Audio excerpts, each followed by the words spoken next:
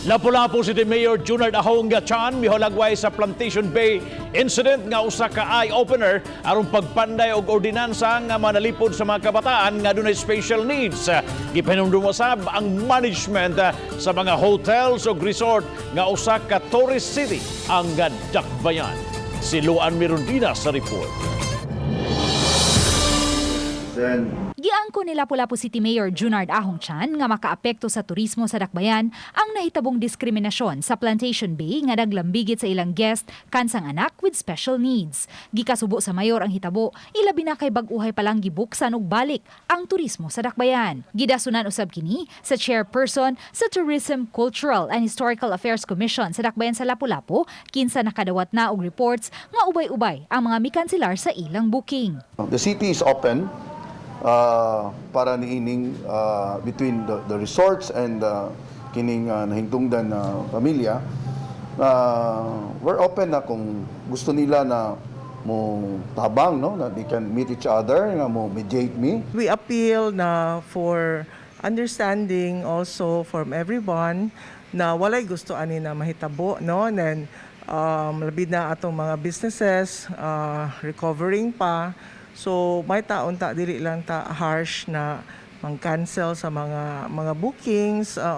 Kay this is just hopefully an isolated incident and also an eye-opener for the business establishments to be more sensitive.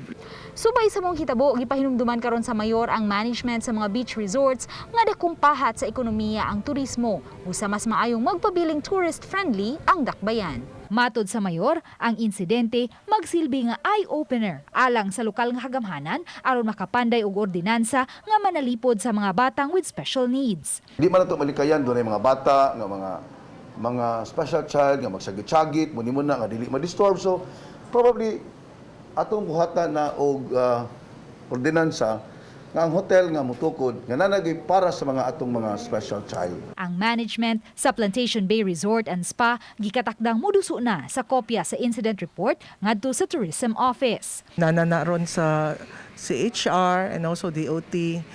So both parties have written or have aired their sides, and we will just let the investigation run its course. Apan ang guest sa Plantation Bay Resort and Spa nga si May Pahes kinsa mipadayag sa iyang kasagmuyo sa iyang kasinatian uban sa iyang anak sa naasoing resort, pinaagi sa social media mitataw nga wa siya'y planong musangat og reklamo batok sa resident shareholder sa resort nga si Manny Gonzales. Gusto lang unta niya nga sabton, dawaton ug kaluy-an ang mga bata nga adunay special needs. Uban ni Godfrey Rilien, Luan Mirundina, Balitang Bisdak.